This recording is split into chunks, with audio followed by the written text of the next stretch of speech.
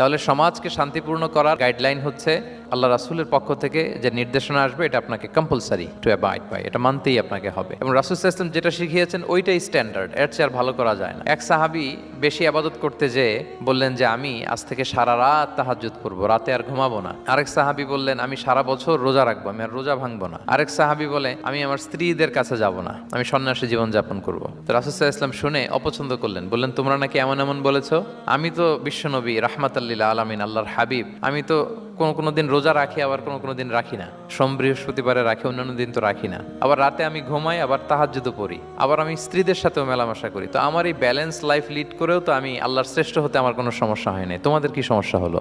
সুবহানাল্লাহ। দেখেন, ইসলাম খুব ব্যালেন্সড অ্যাপ্রোচে বিশ্বাস করে, ভারসাম্যপূর্ণ জীবন বিধান। তার মানে রাসূল সাল্লাল্লাহু আলাইহি ওয়াসাল্লাম যেটা শিখিয়েছেন ওইটাই স্ট্যান্ডার্ড। আপনি কি রাসূল সাল্লাল্লাহু আলাইহি ওয়াসাল্লামের চেয়ে বেশি মুত্তাকি হতে পারবেন? বুঝে থাকলে আওয়াজ করে বলুন, আল্লাহ রাসূলের চেয়ে বেশি বুজুর্গ হওয়া সম্ভব? মুত্তাকি হওয়া সম্ভব? আল্লাহওয়ালা হওয়া সম্ভব? তিনি যেটা শিখিয়েছেন ওইটাই স্ট্যান্ডার্ড। তাহলে আল্লাহ রাসূলের চেয়ে বেশি বোঝা চলবে, ওনারা যে নির্দেশনা দিয়েছেন সেটা মানলেই জীবনের সুখ।